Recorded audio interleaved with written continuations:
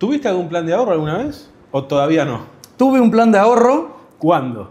2022, Nissan Frontier. 2022, Nissan Frontier. Pero, bueno, en eso tenemos algo en común entonces. Sí. Los dos hemos tenido una Nissan Frontier por plan de ahorro. Creo que vos todavía la tenés, ¿no? Yo todavía la tengo, está estacionada acá en la puerta. La diferencia entre mi plan y el tuyo fue que el mío salió todo perfecto y el tuyo no.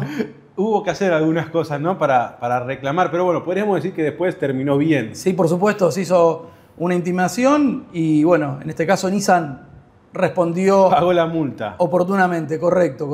Que de hecho en esa época la pagaba bien a la multa. Sí. Después hay algunos cálculos que ya vamos a hablar de todo eso. Pero ya que empezamos a hablar de eso, si uno tuviera que decir cuáles son los reclamos más comunes que existen hoy en la actualidad con los ahorristas, con los suscriptores de planes de ahorro, y hubiera que enumerar 2 o 3, ¿cuáles son?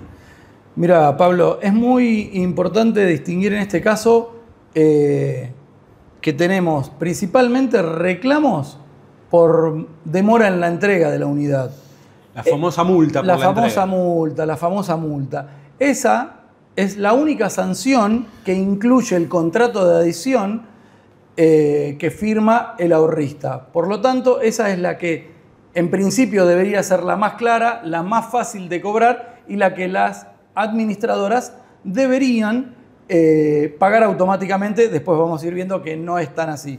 De hecho, hoy casi a 2026, sí, todavía las administradoras muchas veces se las rebuscan para tratar de no pagar.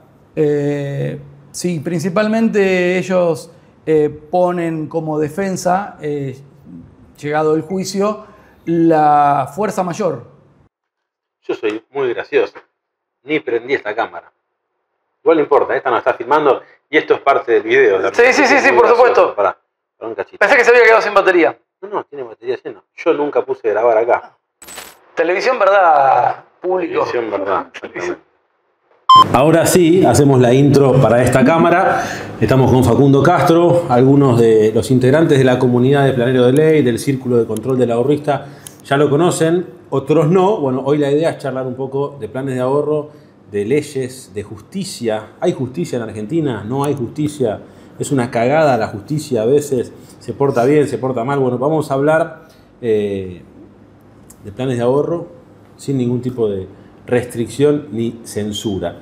Vamos a continuar ahora, vamos a ver qué magia hizo Julián con la edición, pero vamos a continuar. Confiamos en Julián. Me estabas contando que las administradoras en el 2026 muchas veces todavía buscan eludir el tema del pago de la multa. ¿De qué manera? Estamos en el 2025, falta poquito. Siempre la defensa de la administradora va a ser la famosa fuerza mayor, la imposibilidad de la importación. Sabemos que Argentina transitó por diferentes sistemas de política económica, había restricciones, había dificultad para importar autos y eso lo oponen siempre como defensa. ¿Qué sería si tenés que definir una fuerza mayor, una situación de fuerza mayor que debe existir, me imagino, en un montón de rubros, no solamente en la parte de autos? ¿Qué sería la fuerza mayor? El ejemplo más claro y que creo que todos recordamos, fuerza mayor se dispuso con la pandemia, COVID-19. Okay. Es un hecho ajeno que no puede ser previsto y que por más que hubiese sido previsto no se puede evitar y que eso, en ese caso, teníamos el ASPO, el DISPO y bueno, diferente es la situación con la importación de vehículos. Okay. O de partes de vehículos. O partes de vehículos. Además tenemos que tener en cuenta que si una administradora arma un grupo, ya sabe de antemano cuántos autos va a necesitar. Por lo tanto, no va a poder decir después como defensa que no pudo importar esa cantidad de autos.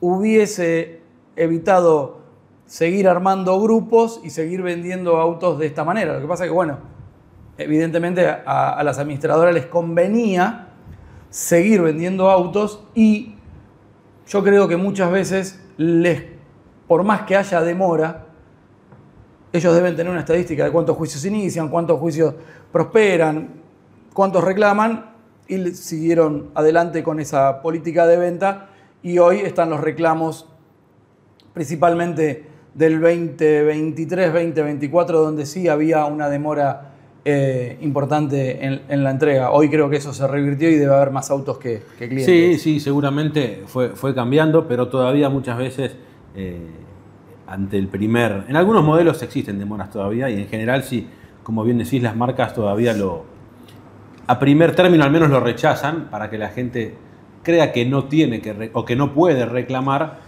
pero después seguramente la cosa cambia. ¿Cómo podríamos hacer la trazabilidad de un reclamo de lo que es la entrega fuera de término, digamos, en general? Una persona, primero, ¿cuánto tiempo tiene? Porque hay muchos que tal vez se están enterando hoy que les entregaron su vehículo fuera de término y efectivamente les correspondía un resarcimiento, digamos, o una penalidad.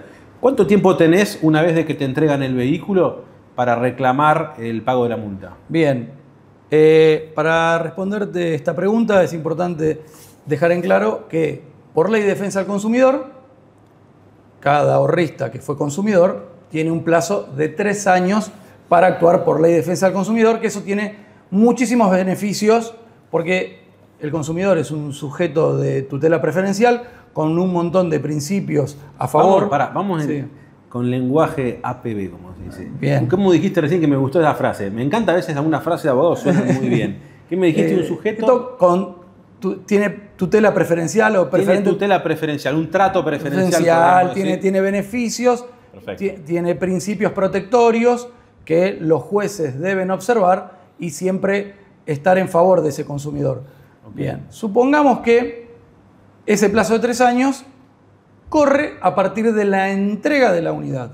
Entonces, hoy estamos a 11 de diciembre del 2025, 24, 23, 22. Okay. Todo aquel que haya recibido el auto con demora desde el 11 de diciembre 22.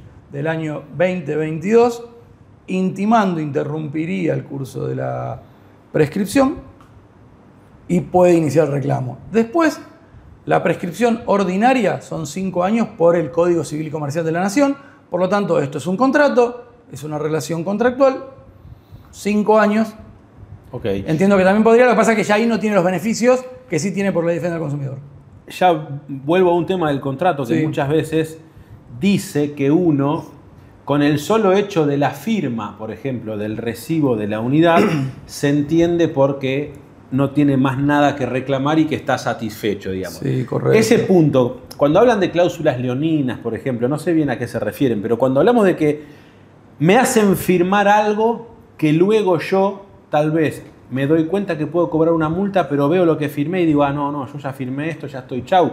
Incluso habiendo firmado un recibo en conformidad, uno puede reclamar igual después. Sí, por supuesto. Sí, por supuesto, porque esos derechos no son renunciables para el consumidor y por más que no haya hecho la salvedad de firmar en disconformidad, lo puede reclamar. Siempre es mejor y de buena práctica tener la documentación prolija. Esto es para todos los consumidores. Cuando vayan a ver al letrado que sea, por favor, respeten y háganle caso en la documentación que tienen que llevar.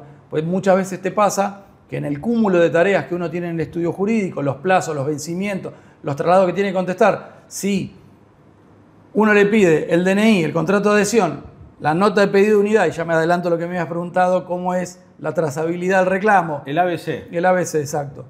El DNI, el contrato de adhesión, o la cesión, si lo compró o no lo compró. Bueno. Si lo compró avanzado. Avanzado, la nota, vos lo has explicado, siempre lo explicás muy bien eso, la nota de pedido de unidad, el recibo de entrega de unidad, bien, y uno con eso ya puede saber cuánta demora hubo, avisar si hizo cambio de unidad o no, y iniciar el reclamo. ¿Bien? Perfecto. Para iniciar el reclamo, la ley exige el trámite de mediación previa. Ese trámite de mediación previa se puede optar por los mecanismos que tiene el Estado. Mi reclamo en su momento estaba COPREC, después se deshizo COPREC, esas cuestiones que van cambiando, o con el letrado que uno elige, puede hacerlo por mediación pública o privada. Okay. En general, muchas veces cuando me consultan por el tema de la multa o qué hacer, es porque ya intentaron, por las buenas, como se dice, un mail o un llamado al call center de la administradora, y ahí se enteran, en algunas, no en todas, que no les corresponde cobrar. Y de hecho las administradoras o su personal, digamos, lo contestan tranquilamente por escrito de que no corresponde ninguna multa porque en teoría había una situación de fuerza mayor que a ellos los exime. Sí. Cuando en el contrato dice claramente que esa fuerza mayor debe estar autorizada por IGJ y la IGJ nunca la autorizó. No, por supuesto. Además, no nos olvidemos que cuando el ahorrista, que ya es adjudicado en este caso, firma la nota de pedido de unidad, las administradoras ahí hacen la salvedad de que notifican a ese consumidor de las supuestas demoras en la entrega del vehículo por las razones que fuera. Esas notas que se hacen tampoco van a tener validez en función de un reclamo judicial porque no puede hacer renuncias de ningún tipo ese consumidor y además lo coloca en un callejón sin salida porque si no firma la nota de pedido de unidad no le dejan avanzar. No le dejan avanzar. Y si la firma, él estaría reconociendo una situación que además no existe y es falsa. Yo creo que es parte de una estrategia para hacerle pensar o hacerle creer a la persona que no va a poder reclamar el día de mañana, ¿no? Como que la van preparando. No tengo la estadística, pero yo supongo que de 10 personas que retiraron un vehículo de planes de ahorro con demoras, 9 no iniciaron el reclamo porque o no saben que existe esa cláusula, no la conocen, o si la conocen, creen que en esta condición y por toda la documentación que les hicieron firmar, no tienen nada que reclamar. Sin lugar a dudas, ellos tienen la infraestructura y tienen el capital para poder hacer esas estadísticas y coincido 100% con vos que es difícil hacerle... es difícil que la gente, que los consumidores entiendan que tienen ese derecho para reclamar. Y muchas veces el boca en boca hace que la gente se canse o se frustre por lo difícil del sistema. Pasa con las prepagas, pasa con los servicios de cable, telefonía celular, ni hablar con los viajes. Pero bueno, es importante que sepan a través tuyo que tienen el derecho, lo pueden reclamar y que los reclamos prosperan. Hay que tener paciencia, confiar en el colega que designaron y avanzar con el juicio. En general, las administradoras cuando ya reciben o cuando ya ven que el reclamo viene en serio, por decirlo de alguna manera, buscan ir a un acuerdo, lo dilatan y lo mandan a juicio. La realidad es que no. La realidad es que yo creo que las administradoras y sus estudios jurídicos hacen bien el trabajo y saben que en el tiempo ellos se benefician. Ya que traes este tema, me gustaría hablar. Siempre se escucha en la tele muchas veces... Quiero que seas bien polémico. Sí. Y bueno, que hables, ya te digo, como si estuviéramos siempre escuchamos, distendidos hablando de otro tema incluso. Siempre escuchamos en la tele la famosa industria del juicio, el juicio laboral. Para los que no me conocen, yo desde el inicio de mi carrera me recibí el 21 de diciembre del 2000, hice Derecho del Trabajo. Estamos cerca del 25 aniversario. Sí, correcto. Muy bien. El año que viene cumplo 25 años de matriculado en el Colegio Capital Federal y el siguiente en el Colegio Abogado de San Isidro. Muy bien. Bueno, siempre escuchamos a través de los medios la industria del juicio. A mí me gusta y quiero que como sociedad empecemos a cambiar eso y hablemos de la industria del incumplimiento. Acá en este estudio jurídico no se inventa un solo juicio. Yo no meto ninguna aventura jurídica ni judicial a nadie. Yo reclamo lo que por contrato está establecido, que es un contrato que aprobó la IGJ, que tiene un montón de reglas y un montón de cláusulas estipuladas. Todas muy a favor de las administradoras y en este caso la multa a favor del consumidor y así todo es difícil. También, yo creo que es la única, ¿no? Ahí te dejo seguir. Pero como bien decís vos, de 30 artículos promedio que tiene un contrato hoy de planes de ahorro, 27 o 28 juegan a favor de la administradora, de alguna manera. Hay una persona que dice siempre, todo para mí, nada para vos. Firma acá, ¿viste? Sí. Y es un poco así. Entonces, son contratos de adhesión. Exactamente, que si te gusta firmás y si no te gusta no lo firmás. Pero ya que son solamente 2 o 3 que amparan de alguna manera al ahorrista, son las que se tendrían que cumplir siempre, ¿no es La verdad que se cumplen, hay que iniciar, hay que litigar, hay que trabajarlo el tema, se cumplen. Y quiero destacar la actuación, yo litigo en la Justicia Nacional en lo comercial. Quiero destacar la actuación de los jueces, de los juzgados, por la velocidad. Llevan adelante todas las audiencias los jueces, están siempre con los expedientes realmente al día. La verdad que eso, intachable, cómo los jueces llevan adelante. Si tuvieras que decir provincia o capital federal, hay un foro, digamos que, un fuero, no un foro, Sí. hay un fuero que sea más a favor de los ahorristas o tal vez otro que sea más a favor de las administradoras. Mira, es interesante tu pregunta. La Ley de Defensa del Consumidor es una ley nacional, bien, que se aplica en todo el territorio de la Argentina, y yo diría que las diferencias están marcadas en las diferentes provincias. Okay. Buenos Aires, con la Ciudad Autónoma de Buenos Aires, tiene una característica aparte, pero lo cierto es que a nosotros nos llegan, por colegas que conocemos, un montón de jurisprudencia del interior del país, y la verdad que es destacable las sanciones que imponen y son ejemplares. Por una cuestión de orden profesional y de gusto, yo litigo en la Justicia Nacional en lo comercial.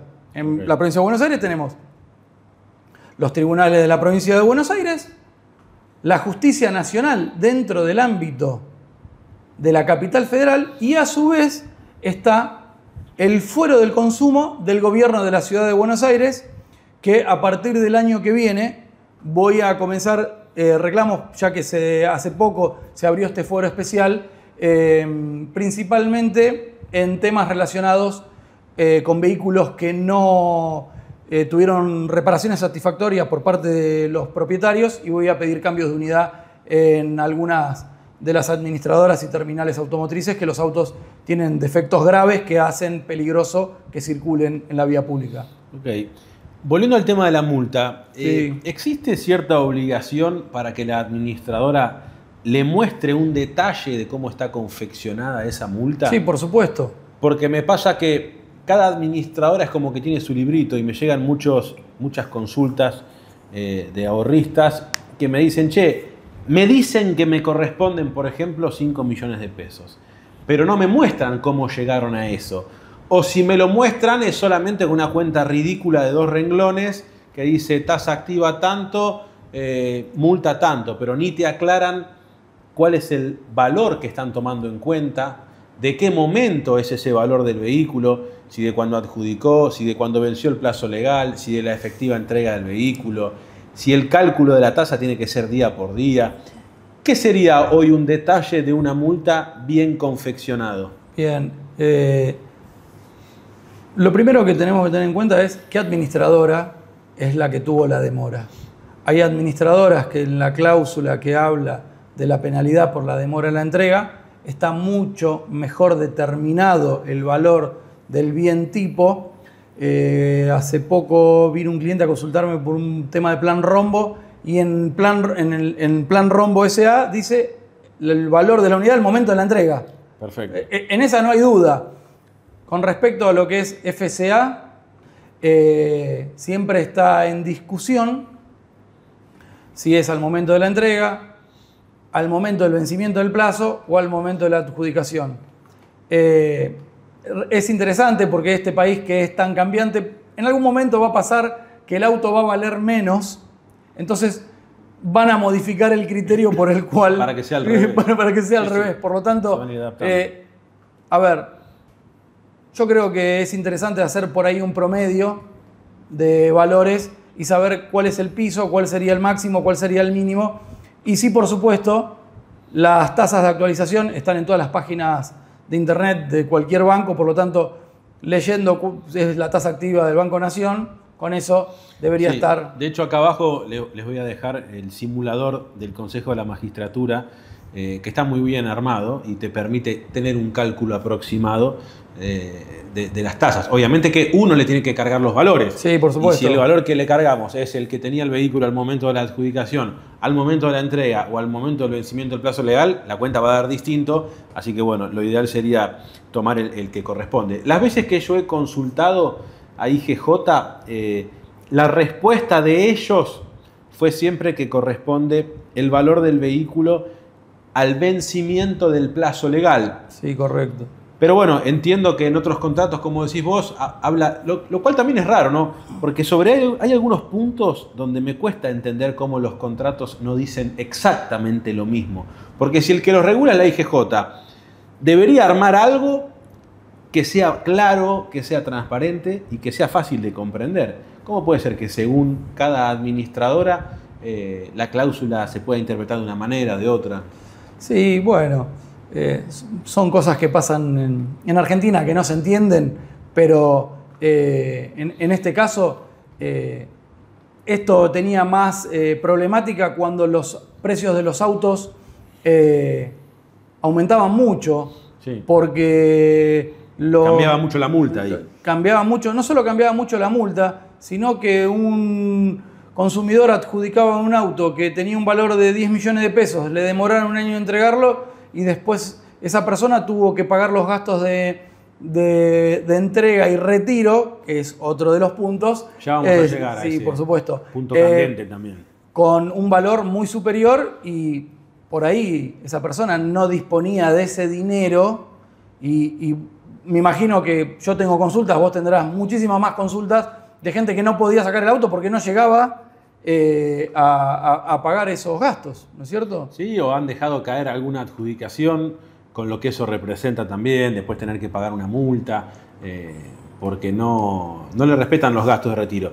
Ya vamos a llegar a ese punto también, que hoy creo que está también en el podio, de lo que son los reclamos de planes de ahorro. Sí. En general creo que muchas veces hablamos de los aumentos de las cuotas, que muchas veces los planes de ahorro son vendidos con engaños, con mentiras, y la gente no sabe que efectivamente el valor de la cuota está en base al precio del vehículo. Si el auto aumenta, por ejemplo, 2%, la cuota va a aumentar un 2%, Sí. al menos en un ejemplo lineal, sin diferimientos, fácil de comprender. Pero luego es el tema de la multa y los gastos de retiro. Y ya que lo mencionaste recién, ¿qué podemos hablar de los gastos de retiro? Uno, cuando suscribe un plan de ahorro, firma un anexo donde dice claramente lo que tiene que abonar y dice además que no hay ninguna otra cosa que puede pagar. Eso, en el peor de los casos, abonando todos los conceptos, no llega ni al 10%, Sí. sumándole el derecho a adjudicación, los sellados, el alta patente, la inscripción de la prenda. Así todo no llega al 10%. Hay concesionarios que cobran el 12, el 14, el 15.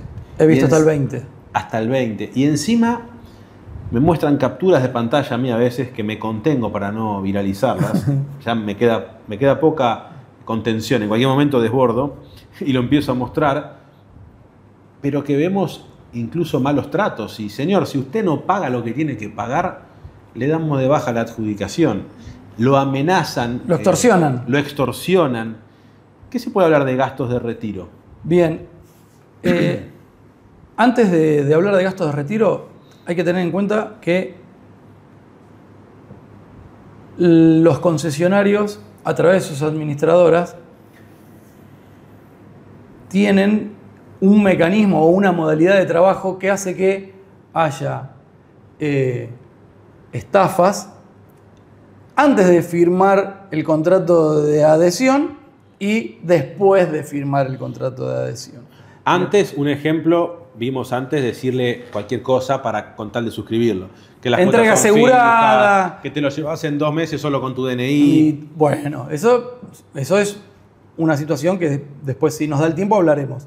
Con los gastos de retiro, hay una resolución de la IGJ que detalla y determina puntualmente cuáles son los gastos de retiro. El artículo 26 de la 08/2015. 08/2015, es verdad.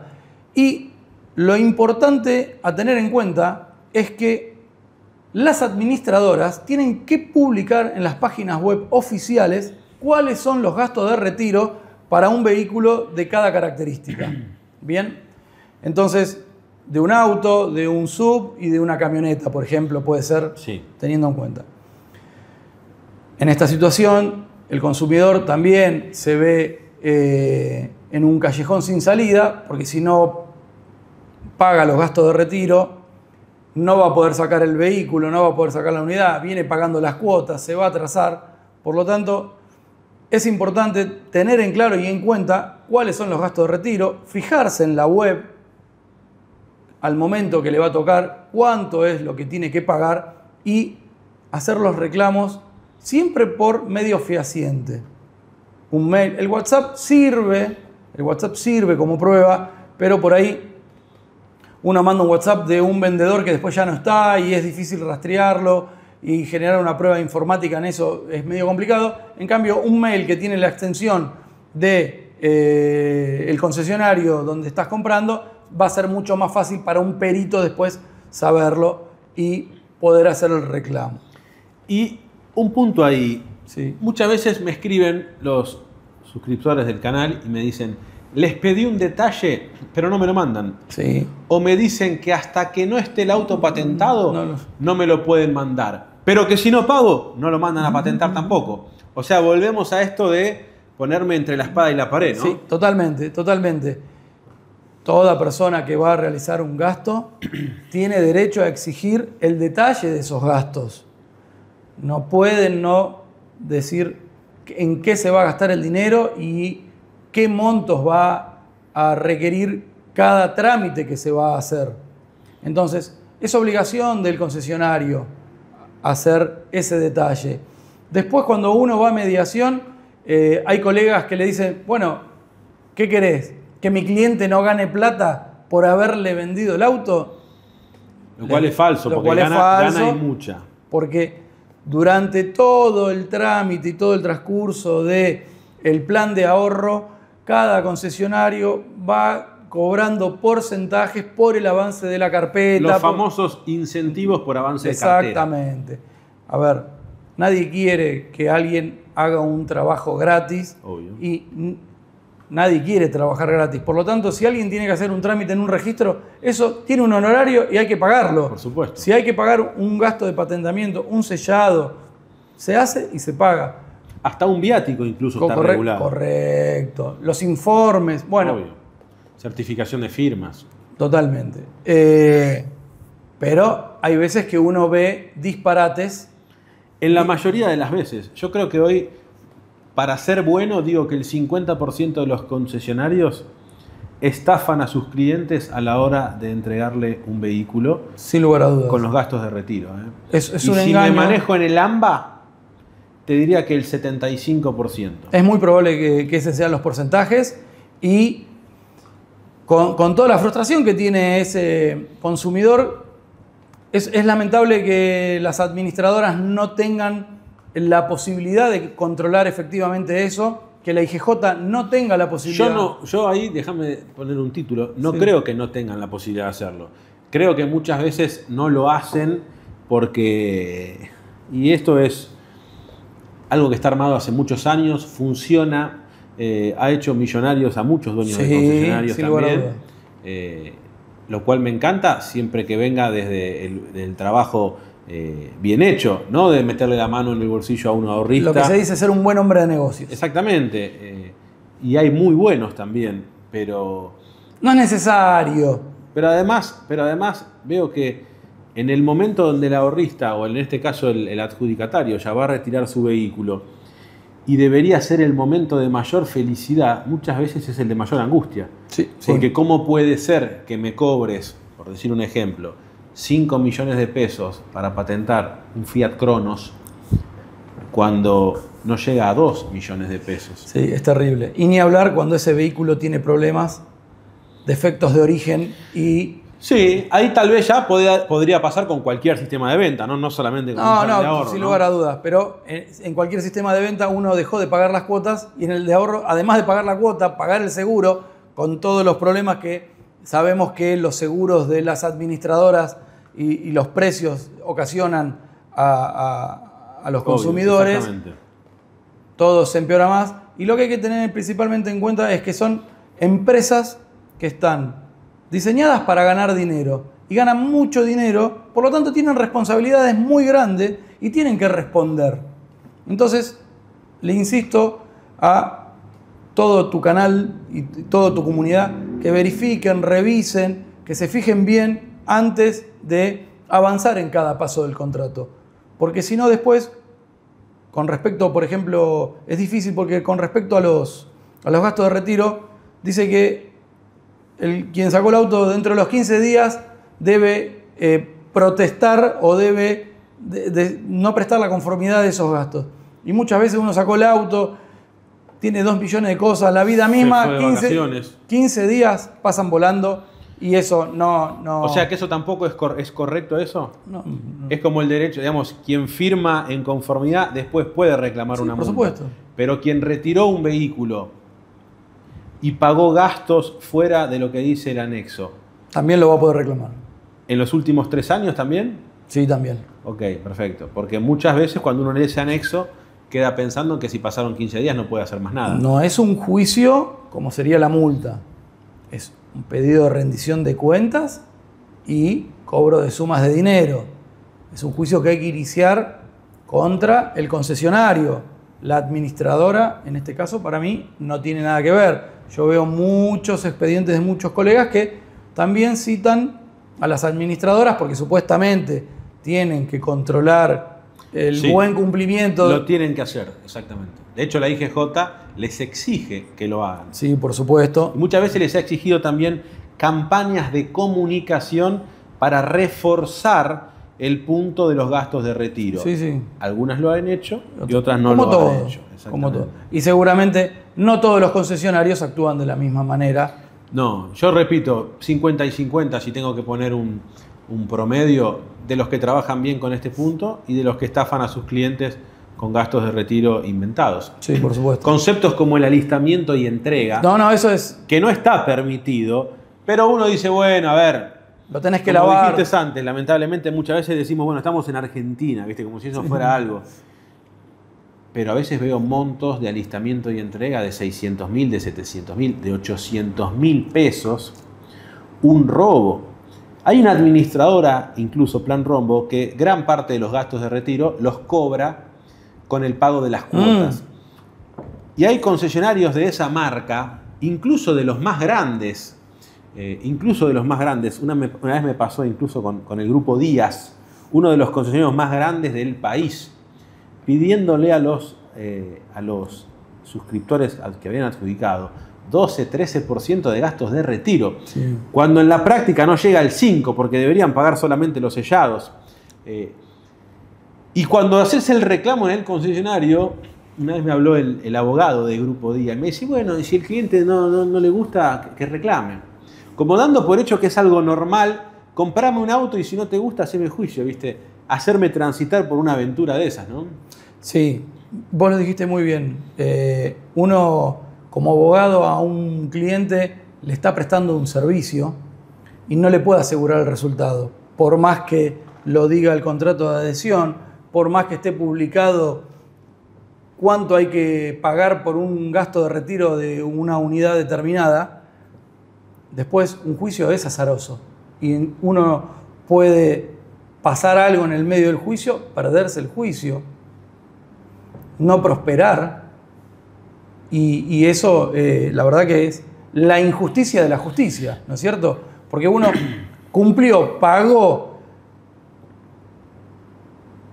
la agencia en una avivada de una persona que trabaja para la agencia le cobró de más, algo que ya había pagado durante el trámite del contrato y por uno no saber o no leer o no estar atento, lo vuelve a pagar. Imagino, viene pagando hace 2 años el auto, 3 años el auto, y dicen, tu auto está listo, tenés que pagar esto, y pagás contento porque lo querés usar. Es terrible. Es tremendo y repito, mucho más habitual en AMBA, en todo lo que es el Gran Buenos Aires. Los más grandes de todos hablo, y los hablo con nombre y apellido. A veces navegando en LinkedIn veo grandes posteos de gerentes de marketing que se galardonean en contar todo lo que están haciendo para el cliente, o cómo ahora el nuevo objetivo de la empresa es poner el cliente en primer lugar, pero los concesionarios de esa marca, de los grupos más grandes, Car One también, todos los concesionarios de ese grupo, a los clientes de planes de ahorro, cuando retiran el vehículo, los estafan cobrándole gastos ilegales. Totalmente. Y todo esto pasa frente a los ojos de los funcionarios de las administradoras, frente al Departamento de Control del Ahorro de la Inspección General de Justicia. Y no pasa nada. No pasa nada. Y ahí es donde un poco siento que tienen razón a veces los que piensan que el plan de ahorro es una estafa. Porque digo, mirá los motivos que tienen. Yo estoy convencido de que esto no es una estafa, sino que hay estafadores que lo utilizan para engañar a la gente.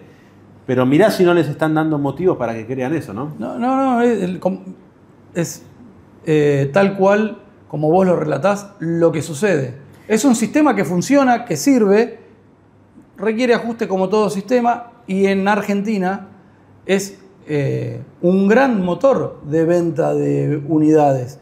Mucha gente llega a comprarse su auto. Hoy el 30% del mercado prácticamente de autos que se entregan y que van a la calle vienen a través de un plan de ahorro. Es bueno visibilizarlo, siempre hay que empezar por un principio, ponerlo sobre la mesa y hablarlo es importante, y que la gente sepa que hoy estás vos, que esto lo visibiliza, que la justicia lo sabe y que con su alcance lo quiere corregir. Es su interés primario defender a un consumidor que ha sufrido este tipo de situaciones, y la verdad que, bueno, en la práctica uno se da cuenta que cuando va a las audiencias, y te reitero, la toman los jueces, los funcionarios, un secretario de un juzgado, y explica cuáles son las situaciones, y sabe esa persona que tiene más experiencia que todos nosotros juntos, porque por ahí un abogado tiene un expediente y ellos tienen 1000 de estos expedientes, y suelen aconsejar y decir, mirá, esto es lo que va a prosperar, sabes cómo es acá, prospera hasta acá, se hace hasta acá. Y ellos saben. ¿Qué le recomendás a alguien que nos está viendo y que en los próximos días va a retirar un vehículo por plan de ahorro y sospecha que los gastos de retiro que le están cobrando están inflados? Bien, lo primero y principal, que se conecte en la página web de la administradora y se imprima la pantalla de cuáles son los gastos de retiro del momento que él está. Una aclaración, Sí. A veces no están actualizados. Es obligación de la administradora Correcto. que estén actualizados. Sí. Y para la IGJ, si no están actualizados, es un problema de la administradora. Se toma como Estos válido. son los que tengo, por lo tanto, estos son los que valen. Va a tener que demostrar después el concesionario que el gasto era otro. Esto es, la publicidad determina cuál es el monto.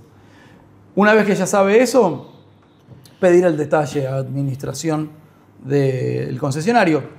Y supongamos que me pasan un detalle inflado y con conceptos que no se pueden cobrar. Bueno, hay que responderle al mail diciendo, mirá, no voy a pagar estos conceptos porque no corresponden, porque la administradora con la cual yo contraté establece que los gastos que vos tenés que cobrarme y los conceptos que tenés que cobrarme son estos. Los gastos los ponemos nosotros, los define el dueño del concesionario, Sí. Y los tenés que pagar. Si no los pagás, no hay ningún problema. Te tiro abajo la adjudicación y puedes ir a otro concesionario. Estén tranquilos que eso es mentira, no lo van a poder hacer porque la adjudicación la hace la administradora Y no el concesionario. Y no el concesionario, y nadie quiere poner en gasto a un adjudicado, a un ahorrista ni nada, pero la verdad que dan ganas de ir con un escribano. ¿Se podría tomar un acta en un Sí, por concesionario? supuesto que sí, se puede tomar el acta. ¿Cómo se hace eso? Hay que contratar los servicios de un escribano de la jurisdicción que corresponda e ir hasta la agencia, y se va a levantar un acta en la cual el escribano le va a requerir, a solicitud del cliente del escribano, que le exhiban cuáles son los gastos de retiro, y el escribano va a constatar y va a tomar nota de todos esos gastos. Si hay documentación, le sacará foto y después la certificará, y eso es una prueba que uno va a tener que usar. Lo que pasa es un gasto. Seguro. Pero bueno. muy menor comparado con todo lo que van a pagar de más si pagan lo que el concesionario les dice, seguramente. Yo entiendo que sí, sí. Y eso es la justicia, por ejemplo. En algún país donde la justicia funcione mejor que en el nuestro, yo me imagino explicando eso y alguien me va a decir, pero eso es un principio de estafa. Sí. Alguien te está queriendo engañar para que vos creas que tenés que pagar más de lo que tenés que pagar. Es un enriquecimiento sin causa. Un enriquecimiento sin causa. Sí. Y eso desde el momento de que alguien lo intenta, Sí. ¿ya no debería tener algún tipo de sanción o penalidad? Sí, lo que pasa es que son delitos de acción privada y el que tiene que instar la denuncia penal y después, si es en provincia de Buenos Aires, constituirse como particular damnificado, si es en Capital Federal, constituirse como querellante. A ver, un juicio es una enfermedad. Entonces, Un juicio es una enfermedad. Sí, así decía Acá quien para me- titular el video, un juicio es una enfermedad. Bueno. Pero quiero que lo aclares un poco, a ver. bien, quien me enseñó a trabajar hace muchos años lo tenía muy claro y cada juicio que uno va teniendo lo va desgastando, es un desgaste un juicio. Tener que acordarte, yo veo los clientes que me preguntan qué novedades hay, hoy está todo informatizado, todos se meten en las páginas de internet del Poder Judicial, de la jurisdicción que sea, y pueden ver los avances de sus causas. Eso me genera a mí o a todos los colegas una ventaja y una desventaja. La ventaja es que el cliente sabe que yo estoy todo el tiempo atrás del expediente y la desventaja es que probablemente no entiendan algo y yo tenga que ser mucho más específico en la explicación. Pero bueno, antes, en el formato papel, esto cambió después de la pandemia y todo se digitalizó, en el formato papel uno tenía largas filas de clientes en los estudios jurídicos y la única forma que tenía era o llamar por teléfono o ir al estudio y que le mostraran qué era lo que se había avanzado y cómo estaba el servicio. Pero bueno, sí, la verdad que un juicio te desgasta. Hay un montón de clientes que inician el juicio con una expectativa, el transcurso del tiempo los deteriora, después lo quieren conciliar, pierden interés. ¿Cuánto demora un juicio hoy para cobrar una multa por entrega fuera de término de una administradora que, por el motivo que sea, no abonó en término o no propuso un arreglo que dejó conforme al cliente, digamos? Bien, ahí hay que distinguir cuando uno inicia el trámite por ley de defensa del consumidor. La ley lo faculta a elegir el trámite sumarísimo. El trámite sumarísimo es el más rápido, que acorta muchísimo los plazos. Eso hace que ese juicio, seguramente, si está bien llevado y bien llevada la prueba, en un año tenga sentencia de primera instancia. Un año y 6 meses máximo. Recordemos a todo el público que hay feria en enero, hay feria en julio, por lo tanto no es que están 12 meses trabajando ni los abogados ni la justicia. Pero sentencia de primera instancia, ese es un plazo razonable para tenerlo. Y te cuento, el otro día, un caso que me pasó a mí, me contacta, o sea, por WhatsApp, y me dice, hace mucho que empezamos esto. Entonces le digo, no, pero pará, el juicio está iniciado en agosto del 2024, y me responde, ¿qué? ¿No se cuenta desde que me entregaron el auto? Entonces le digo, no, mirá, yo no sabía cuándo te entregaron el auto hasta que vos viniste al estudio. Yo tengo anotado que vos viniste al estudio en julio. Hicimos la mediación, mandamos la carta de documento, intimamos, redactamos la demanda, viniste, la firmaste, iniciamos el juicio. Esos son los plazos. Hoy, de agosto a agosto, pasó un año, estamos en diciembre, falta muy poquita prueba, ese expediente pasa sentencia. Eso por trámite sumarísimo.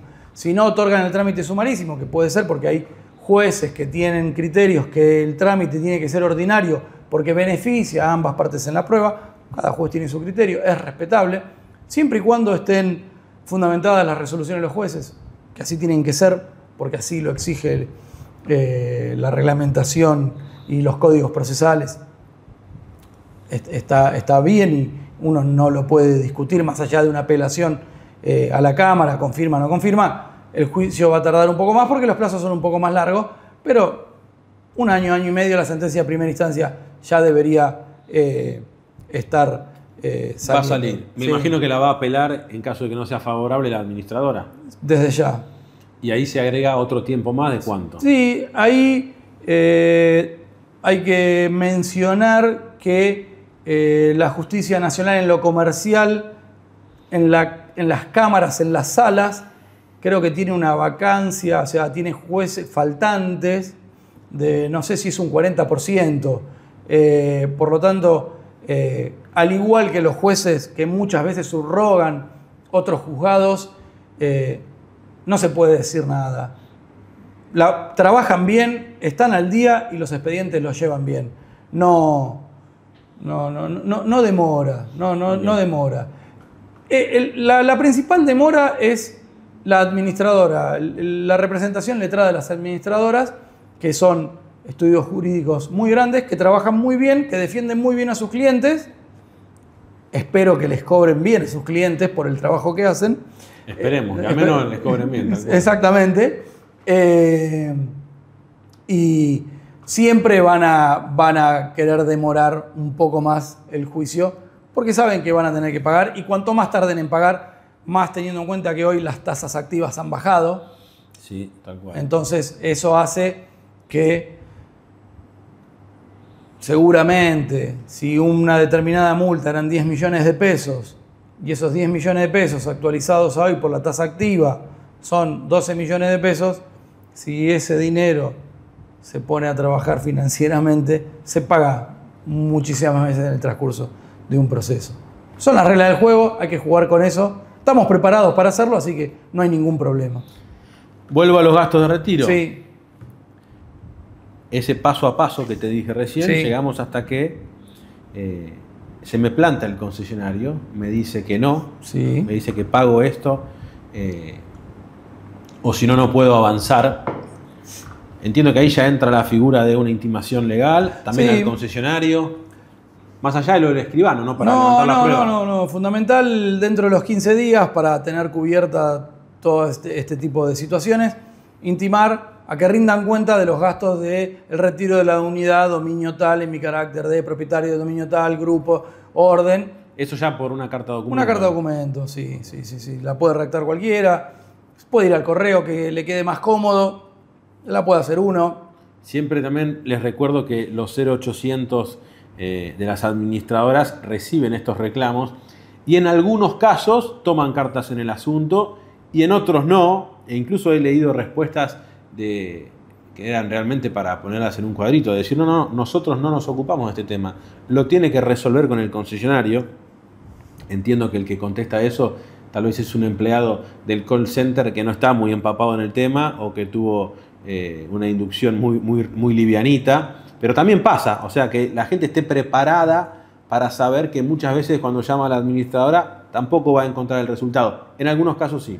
Sí, no nos olvidemos que todos estos sistemas que hay de call center y todo eso suelen ser perversos, y esa persona que está trabajando es un trabajo insalubre y tiene que atender determinados llamados por día para cumplir con sus objetivos. Entonces muchas veces debe encontrar como salida esa respuesta y queda ahí.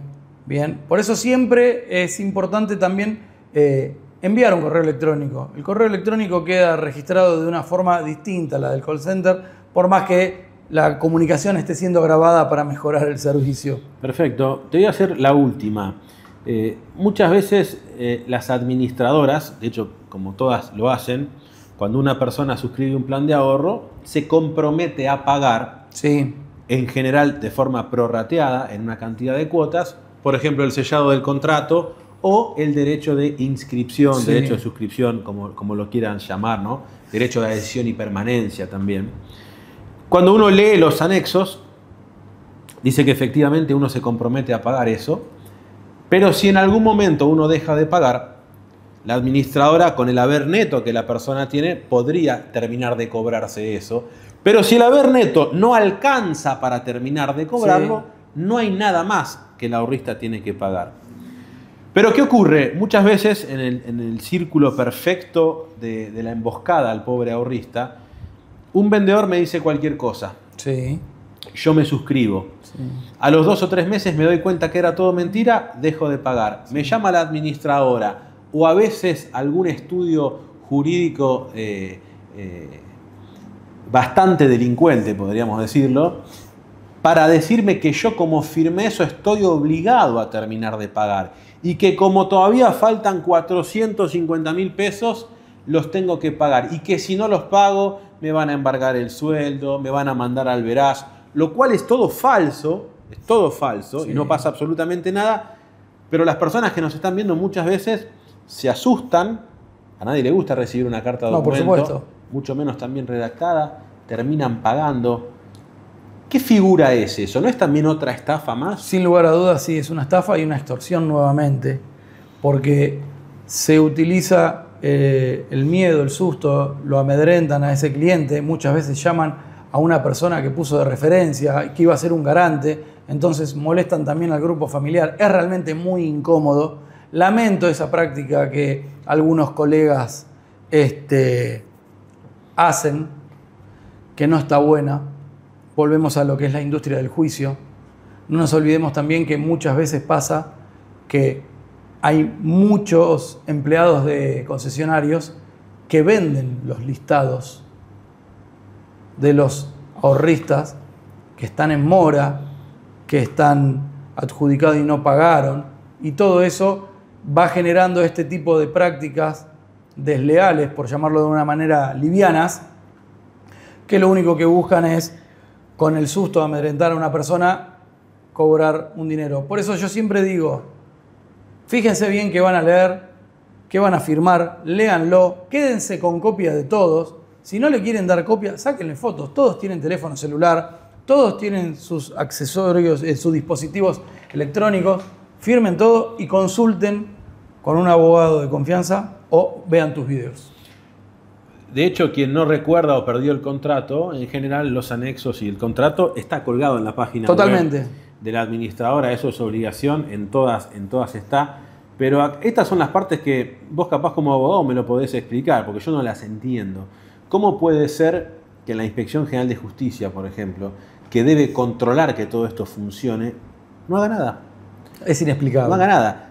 Ojalá que nos vea Daniel Roque Vítolo, ¿no? El inspector general del Inspector General de Justicia y toda la gente del Departamento de Control del Ahorro, desde Susana Gallo para abajo, todos los funcionarios de carrera, y que digamos, che, vamos a ponernos a trabajar en serio, porque realmente es una barbaridad. No puedo creer realmente cómo nadie controla a las administradoras cuando intentan apropiarse de patrimonio que no les pertenece con mentiras. Sí, totalmente, totalmente.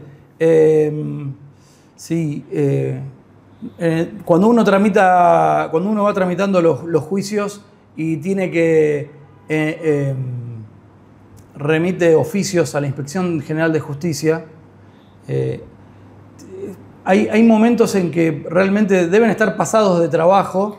No tengo duda, deben ser muy pocos en la comparación a los 30.000 planes de ahorro que se venden por mes. Sí, seguramente. Y hay momentos en donde no contestan los oficios y uno necesita la respuesta de la Inspección General de Justicia, que cuando responde perfectamente bien e informa que no dictó ninguna norma de carácter general o particular que exima a las administradoras de sus obligaciones frente a los ahorristas en los periodos que estábamos hablando al principio de la conversación. Básicamente no dictaminó la fuerza mayor. Exactamente. Pero bueno, después de ahí a controlar cada uno de los estudios jurídicos o cada una de las concesionarias, yo creo que debe ser una tarea muy difícil y